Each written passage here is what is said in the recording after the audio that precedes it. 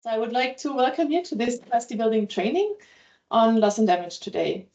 It is led by the Loss and Damage Youth Coalition and Yango under the PCCB network. And this training is actually part one of the training. So today we'll discuss loss and damage. Where are we today? And then next week, Wednesday, at the same time, on the 28th, we have the second session, which is called How Can the NCQG Deliver on Loss and Damage? We warmly recommend you to attend both sessions, of course, as they are quite complementary and will allow you to gain a comprehensive understanding on loss and damage, as well as the link with the new collective quantified goals. So before we dive deeper into today's theme of the event, I would just like to quickly introduce you to the PCCB. So it stands for the Paris Committee of Capacity Building. And its main goal is to address the gaps and needs that are both current but also emerging in implementing capacity building in developing country parties. The PCCB also aims to strengthen but also to coordinate the global efforts in capacity building related to climate change. To further the PCCB's mission, the committee launched a network, the PCCB network, in 2020, so 4 years ago already. This network is a voluntary association of stakeholders who are dedicated to climate-related capacity building. So very different types of stakeholders in this network. So it's kind of like a platform, let's say, for sharing best practices, but also fostering connections among the different peers across sectors, across regions, etc. So by now, we're proud to say that we already have 421 organizations that are members within this network. And these organizations come from over 100 countries by now. And they all engage quite actively in various aspects of capacity building related to climate action. And of course, the Loss and Damage Youth Coalition, but also Yango, are actually part of this network. So the different organizations, including these two, get to exchange their technical knowledge, but also their expertise through events like today's. To learn more about the PCCB network, and also if you'd be interested to become a member in our network, please follow the link that will be posted on the chat. But now onto the topic of today. So as you all know, loss and damage is actually a very cross-cutting issue that lies at the heart of the global response to climate change. As climate impacts grow increasingly severe, responding to these losses and damages is vital for building the resilience, but also ensuring that vulnerable communities are not left behind. The new collective quantified goal on climate finance plays a crucial role here, of course, as it aims to provide the necessary resources to support both the prevention of losses and damages, but also the minimization of loss and damage. So both aspects here are important to be funded. As we look ahead to COP29, of course, where the NCQG will be is due to agreed, the sessions will now be quite pivotal in advance to shape also the discussions and also the outcomes related to the NCQG and its role in addressing loss and damage. Capacity building is very essential to effectively leverage the Loss and Damage Fund, but also the network on loss and damage.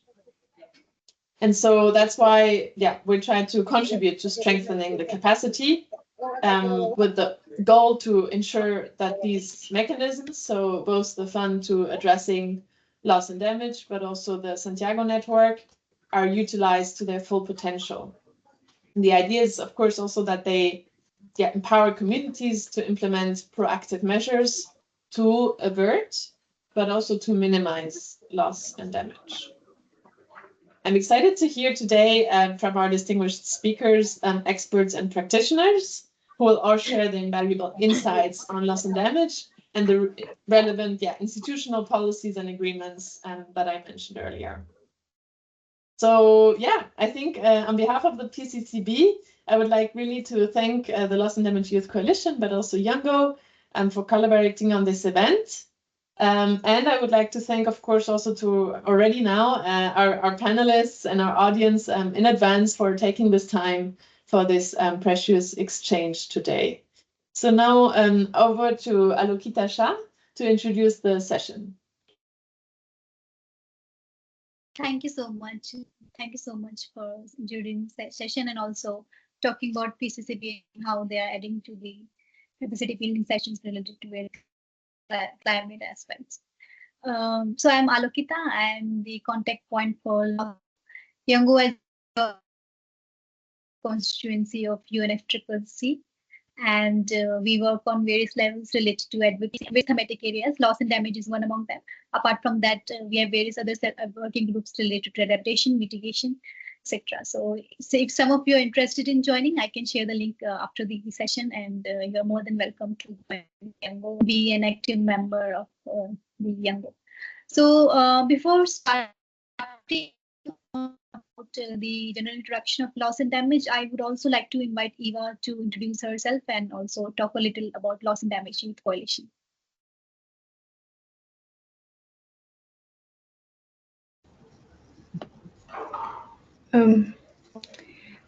Thank you so much. I hope you can hear me.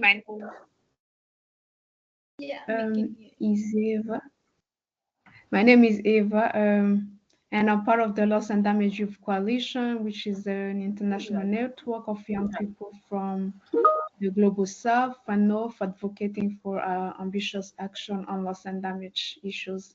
And it's a pleasure to be able to be here and to have this opportunity to discuss among ourselves on different progress on loss and damage and where we could put more pressure to have like outcomes that support communities on the ground that are facing the impact of climate change.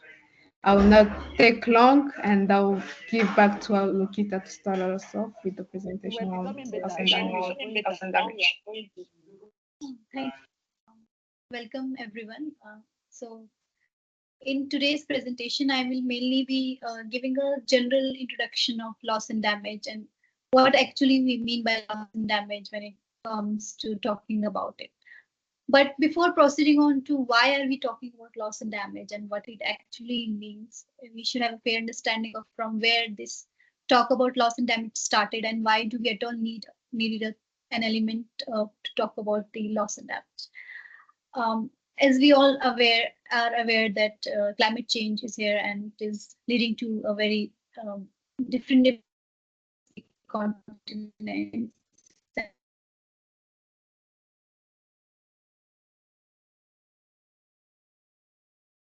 More prone to disasters, and especially the island countries. As we can see in the past few decades, that the extreme weather events have increased, and this is like leading to a great havoc in the various parts of the world. As you can see from the graph itself, that how the observed changes is quite enormous as compared to what has been there was the stimulated environment. So, and this is mainly because of the human influence that has warmed the climate at an unprecedented rate, at least in the last 2000 years. And that's why we need to talk about the impact that has occurred because of the climate change. And at the recent 1.1 degrees, we are already seeing the events. And if the changes are going to occur in a more amount in the coming years, then the damage would be more enormous as compared to what is happening right now. And this can lead to adverse impact on the life and livelihoods of the people across the various countries. That's why it's important that we know what is loss and damage. There has been a lot of talk about this term, but how did it came and how did it come and why are we talking about it? That's very important.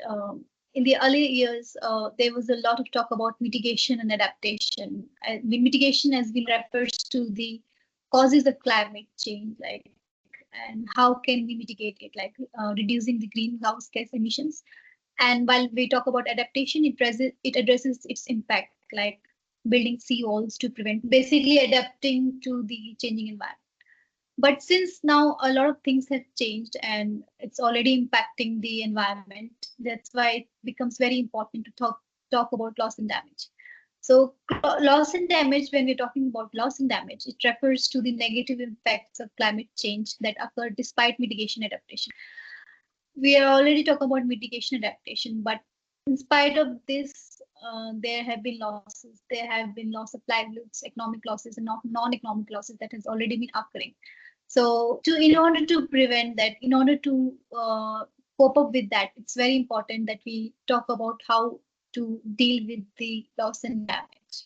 That's why we came up with this stuff. But it's not like it happened in isolation, but there has been a history to it, and there has been talk about it in the various UN related articles also. For example, Paris Agreement Article 8 talk about the importance of recognizing and minimizing the addressing the loss and damage associated with adverse impacts of climate change, including the weather events and so onset of events. So Article 8 is mainly related to how the loss and damage as a whole term evolved and how it was recognized among the.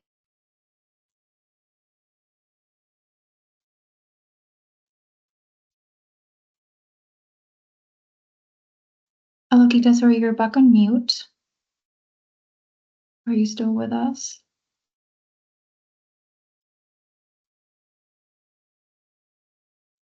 We can see your screen, but we can't hear you. Oh, there you go. Yeah, We're back. I think We're back. someone is.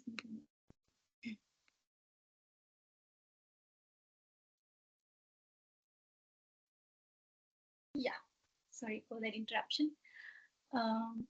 Yeah, so Article 8 mainly talks about it, and it talks about the cooperation facilitation for enhanced understanding and action that for the various preparedness and slow onset of events when we talk about the loss and damage. It also talks about the non-economic losses, resilience of communities, livelihoods, and ecosystem. So we already have backing to it. But how did we come to this understanding of the global community for loss and damage, and how it evolved over the years in the COP decisions is something that we also should know about. So basically, it started from COP 13 when the establishment of the Warsaw International Mechanism occurred. I will be talking more about the Warsaw International Mechanism in the coming slides, but the starting point was the WIM.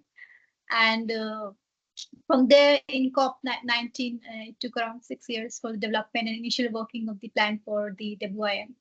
And so once the Warsaw International Mechanism was established, there was also the need of the someone to hold on the technical capacities related to it. So it was in COP25 that the Santiago Network on Loss and Damage was adopted as a website model.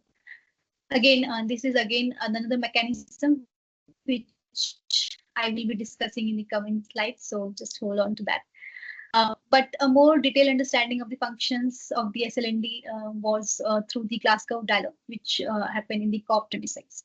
So that was the background to it, but the more structured approach to it and more emphasis on the entire understanding and also the operationalization of the loss and damage fund was happened in the last two COP, as this was the very important decision that occurred in the last two COP, in the COP27 and COP28. So apart from the COP decisions, there has also been work outside the COP. There have been a lot of emphasis, lot of the lobby and advocacy by the other coalitions who are working for the establishment of the and the operationalization of the loss and damage fund. And as one of these, as already in this meeting that you can workshop, you can see that Loss and Damage Youth Coalition was established in the post 2020. And there have been support from the other Scottish government and other philanthropists. Apart from them, there are other coalitions also like Loss and Damage Collaborations who have been working for putting emphasis on the entire discussions around loss and damage.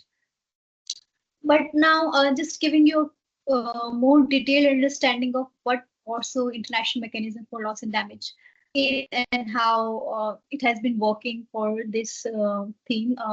So this is among the first mechanism that was established for initiating the discussions around the loss and damage. So it was established, as we have seen in the previous slides also, that the COP established the Warsaw International Mechanism for Loss and Damage associated with the climate change impacts in order to address the loss and damage and including the extreme events. So it was through the Warsaw International Mechanism at first that the recognition was given that we need to focus on the loss and damage. But as someone living in developing and the underdeveloped countries, we must understand that the losses that are occurring because of the climate change are not just economic in terms, but also they have a non-economic dimensions to it. Now, giving you a brief introduction of what economic and non-economic losses is and why it is important to talk about it when we are trying to advocate for loss and damage. Because when we talking about the economic loss and damage, it's related to the economic losses that are happening because of the extreme climate events. For example, the damage of crops due to the rainfall, in sudden rainfall, which leads to the crop damage and failure, and also the effect on the home and the infrastructure. But that is the mainly the economic losses. But apart from that, if we look very around us and not just among the various strata of society, but if we also look personally in our lives, there have been many non-economic losses related to loss and damage, which cannot be quantified in the general terms. And it has impacted the societal and economic welfare. For example, take the example of the recent, in 2009, there was a cyclone Alia, which led to a huge loss and damage and led to the migration of the local population. So when a large amount of population migrate from one place to another, it's not just the loss of their homes and infrastructure, but also the local knowledge, their emotional attachment to the places that they live and their own society. It gets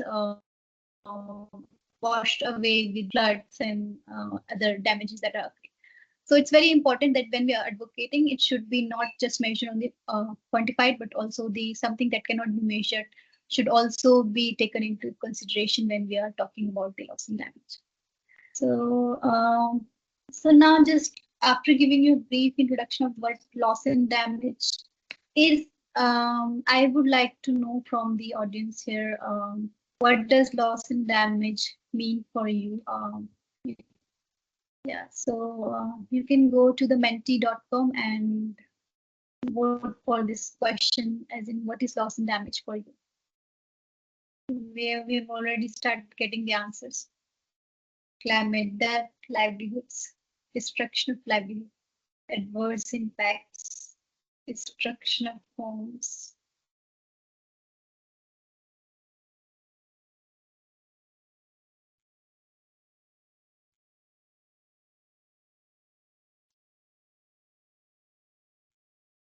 Loss of resilience. That's a very important point. Loss of lives, development. They try to survive.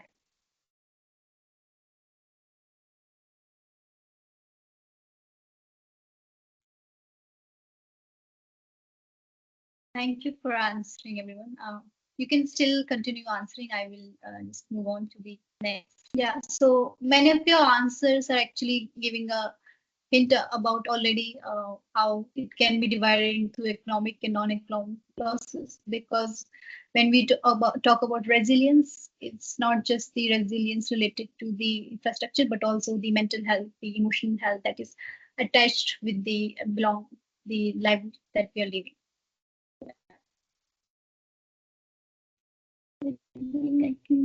So basically, the aim of the Warsaw International Mechanism was to enhance the knowledge and understanding, strengthen the dialogue, and also to enhance the action and support. Apart from that Warsaw International Mechanism, later came the Santiago Network on Loss and Damage, which basically deals with the implementation of L&D functions in line with the decisions 2 of the CP19 and Article 8 of the Paris Agreement, and the main help through this is to give the demand-driven technical assistance, on also to connect those seeking the assistance with the suitable organization experts. So the main idea behind making you understand about the Warsaw International Mechanism or the other mechanism related to loss and damage is that there is already an established mechanism that is there in the place, but we need to further advocate the different aspects related to loss and damage through these mechanisms and should have a deeper understanding of this. So yeah, so that is what I wanted to explain today, and that's it from my side. But more policy part of it and more policy implications around it would be explained by my colleague Brenda, who will be presenting next to me. Thank you.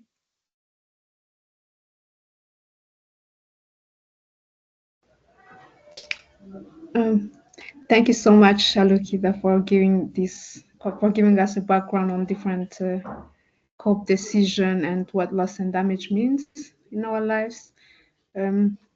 I'll just invite then Brenda.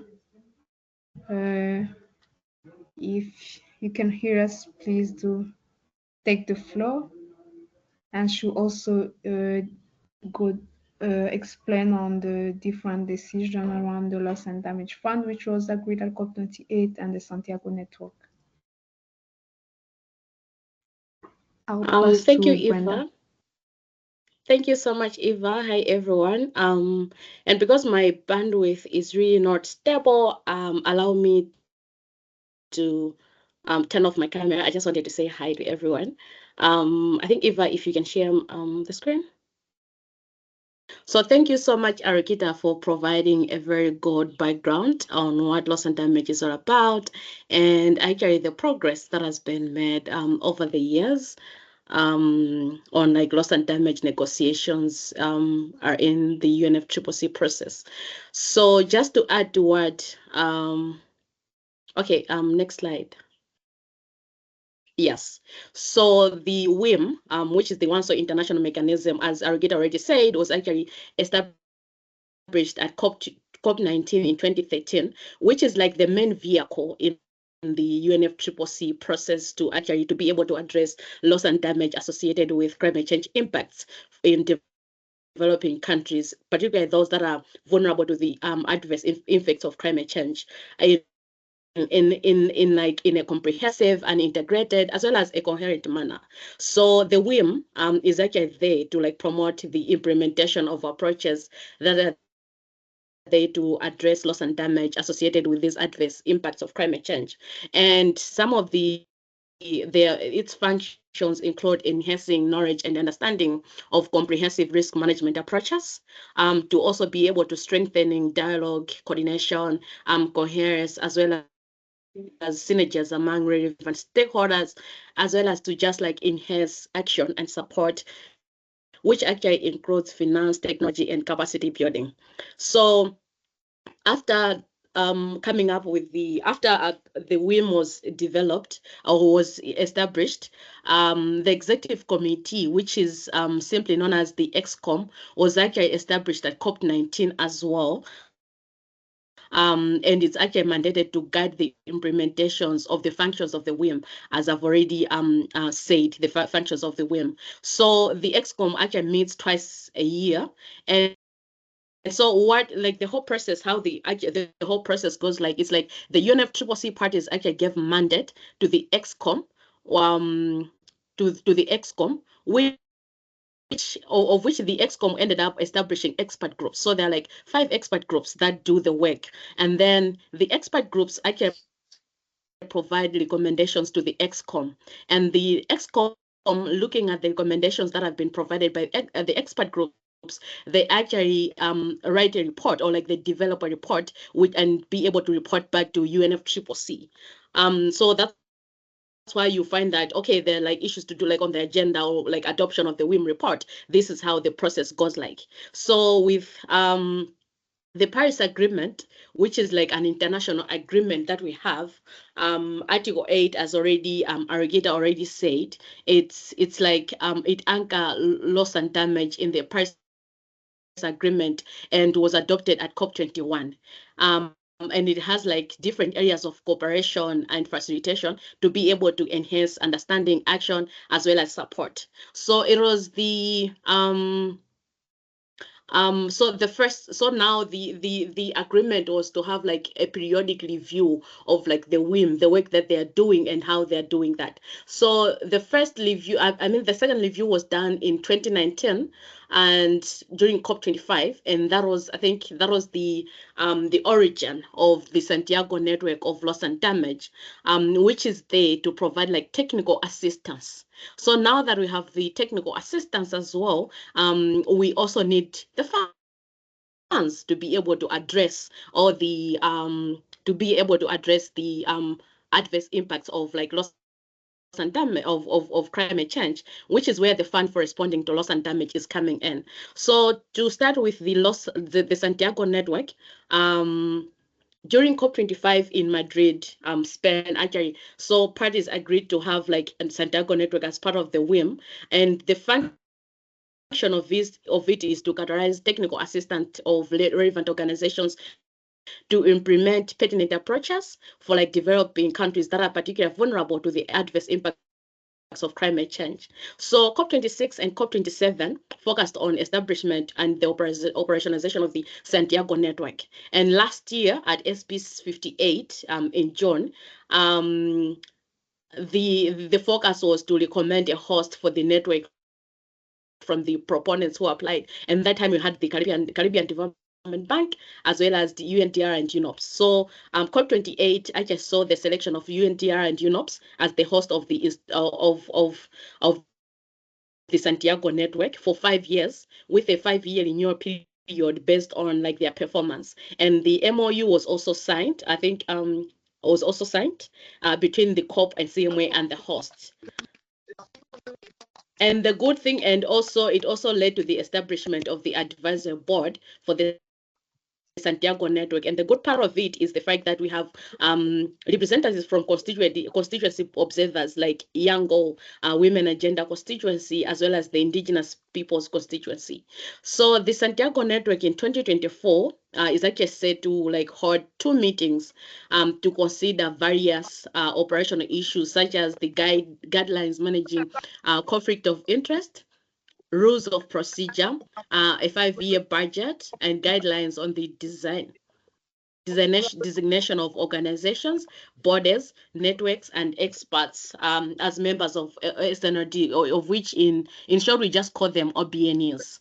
So the key strategic issues for the advisory board of the Santiago network is mainly to discuss the discussions mainly focus on the overall strategy and results framework for the SNLD, as well as the procedures for responding to requests for technical assistance and guidelines for managing the funding.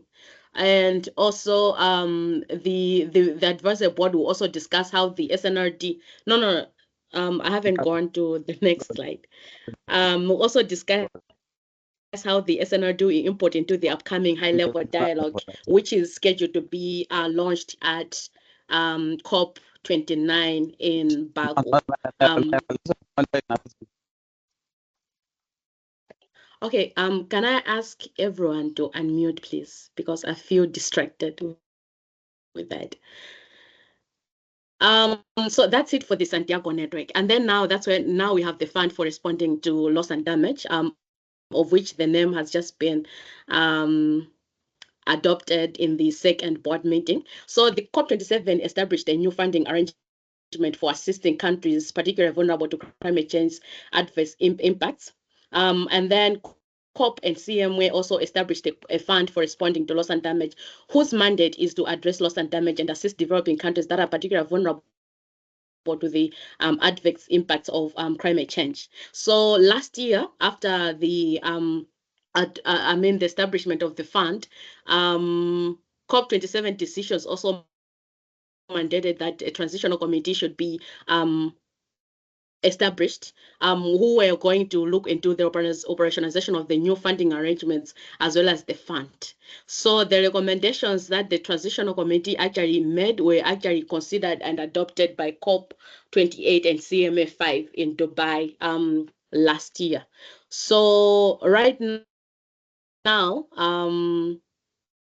like the COP28 decision, right? Or the COP28 decision, not just like the adoption of the report or like the operationalization of the fund, but also it led into establishment of the board members, which is like a 26-member board to oversee the new fund. And also the COP28 decision also selected the World Bank as the interim trustee of the fund.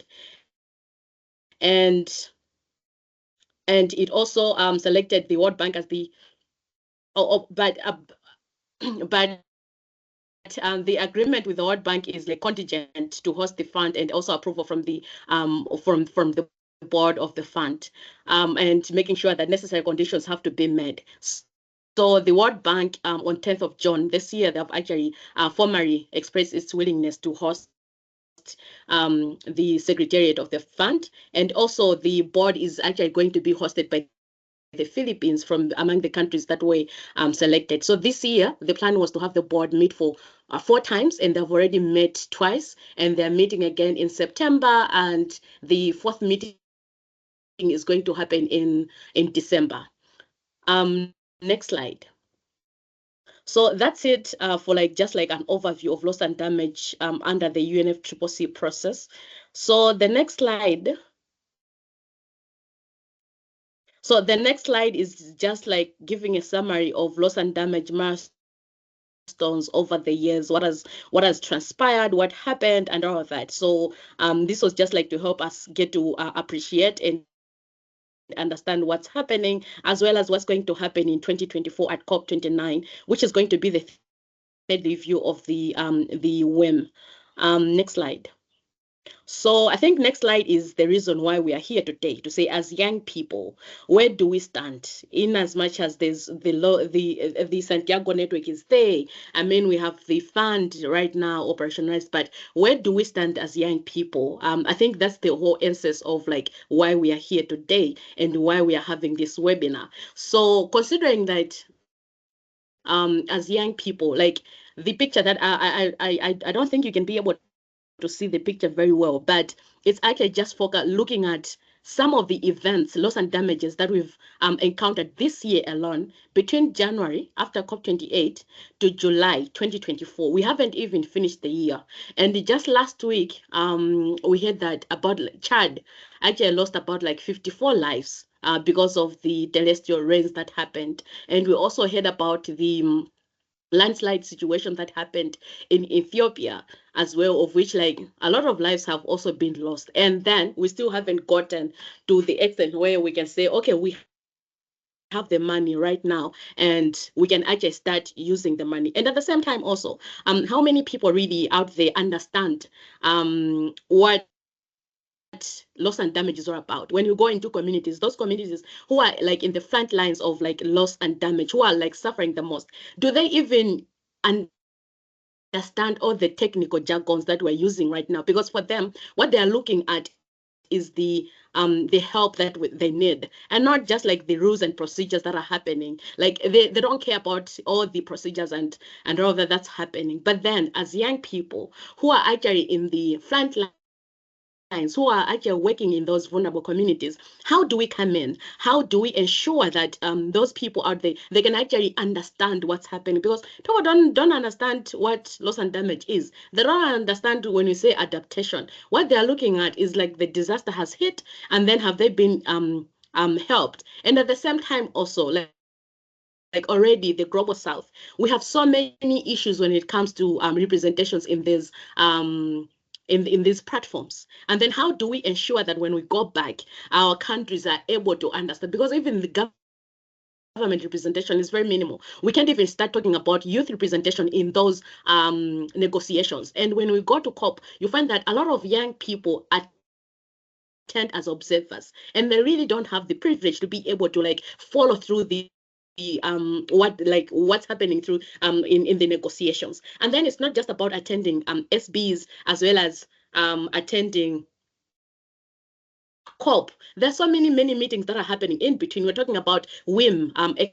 EXCOM meetings happen. We're talking about Santiago Network or Loss and Damage Advisory Board meetings. We're talking of the Loss and Damage Fund Advisory Board meetings. We need to understand, because that's where decisions are actually being made. And at COP, it's just like the conclusion of the many meetings that have already been made. So we need to make sure that we are represented even in those rooms. You know, the impacts of climate change that each country is actually facing right now is not as a result of the many of like the actions that happened yesterday, which means that it's young people, we as young people and children, who will continue to face the consequences of climate shocks if nothing happens. And this is actually compounded by the essential service, like lack of essential services, talk of clean water, you know, potable water, poor sanitation, inadequate healthy care, you know. So Paris Agreement actually promotes intergenerational equity. And when you go to the Article 65 and 64 of the Glasgow Climate Pact, as well as Article 55 of the Sharm el-Sheikh Implementation Work Plan, it actually calls governments to consult with different stakeholders, including the youth, in policy development as well as implementation, to ensure that we as young people are included, even in as part of the delegations when we go to climate negotiations. So it's now where we come in. How do we ensure that we're actually able to advocate for equitable solutions? It has to start with us. That's what I always encourage my peers to say. It has to start with us. Do we understand these processes? When decisions are being made, do we go back and read the decisions that are being done? Do we understand? So I feel like these kind of like capacity building programs are really relevant, because we don't want to just keep bringing different jargons, but how do we ensure that the decisions made, we are able to understand? And then how do we ensure that even the people that we work with are able to understand that? And then how do we ensure that we are actually able to contribute from like grassroots level? How do we keep our governments accountable in these things? So that's what I wanted to share. I've tried to shorten my presentation as much as I can, because this is like a whole day presentation. If we are to be honest, for us to be able to understand. But I hope we are able to understand and grasp something, and we'll continue to engage in further platforms. So thank you so much. Thank you so much, Brenda, for taking us through the different decisions and bringing us back on what our role could be in addressing loss and damage, and the need for capacity building and different opportunities to advocate for equitable solutions. Then maybe I think we could take a few questions, and we have planned to have like a breakout room discussion in different breakout rooms, and there is 3 set of questions we hope to discuss. But before that, maybe I think we could take a couple of questions, two or three, and then we can move into the breakout room. I think there is Abdi has. We can start with Abdi. Feel free to unmute. Hi, thank you. Hello, everyone.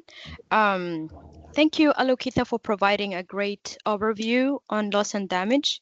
Thank you, Brenda, as well, for talking to us about the loss and damage policies and agreement. I would like to ask a very maybe opinionated question, because for me, I believe it's very crucial to first of all understand what these impacts are, how they affect people in their livelihoods and everyday life, in order or maybe later to even talk about the fund. First of all, like, what are these impacts, and then thank you for also mentioning, Brenda, that we need to know as young people or advocates how to explain all this technical words and jargon to the communities. So my question now is, how do you put a price, or how can you explain like putting a price on livelihood and lives and culture, especially when engaging with communities? How do you explain that? How do you approach those questions? Because in the communities, how can you explain that there is a price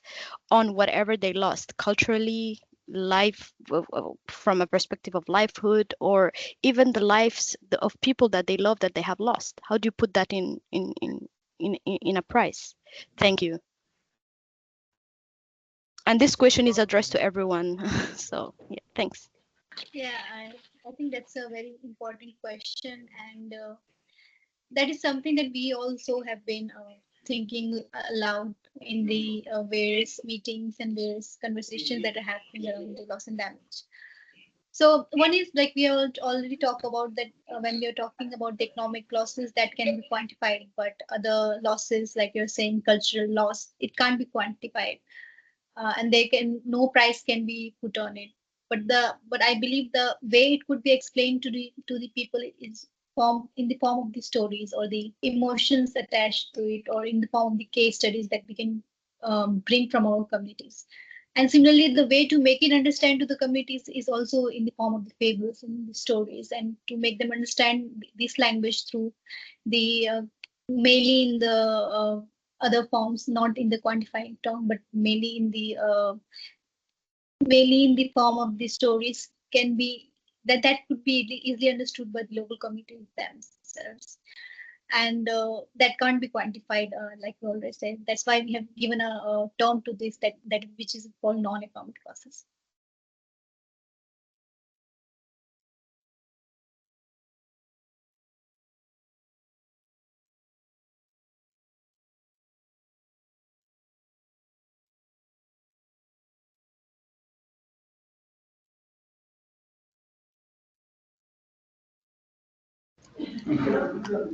Thank you so much. I hope you can hear me.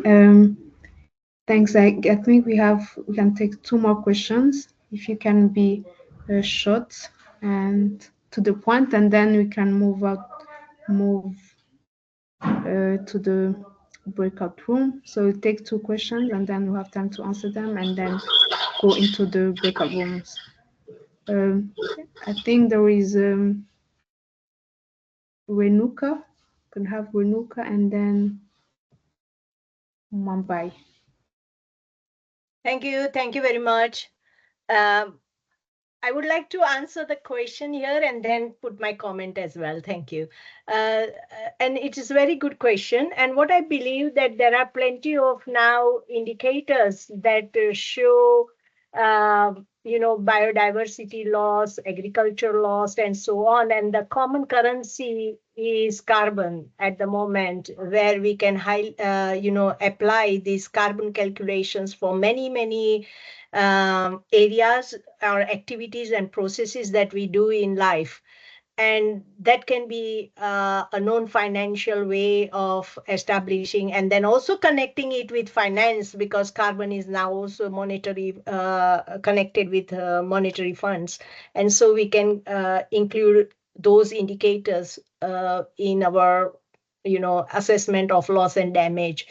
And again, with the cultural and other things, like, because they are highly associated with the productivity of a person, like a person will not perform well if they have lost their family or their property, and therefore the indirect measures like productivity and others can also taken into consideration for our assessment. So thank you for that.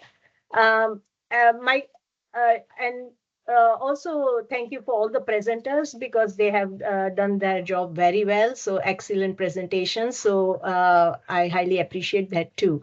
Thank you so much, Renuka, for your points. I think I'll give the floor to Mumbai. Yeah, thank you, Kairang. So basically for me, just to see how guys are looking beyond the policy level in terms of implementation from a small project, which are on the either on the biodiversity chain or conservation or afforestation in terms of the. So how do you, in terms of capturing the project base by base or locally by locally? Because later of time, I kind of interact with everyone is talking about the policy level. So when we keep talking of the financing, but we're not talking about the innovation in the ground. So how do we break that chain in terms of by the time that financing is creates or becomes in the pipeline, also the innovation side of it, counter check with that. So yeah.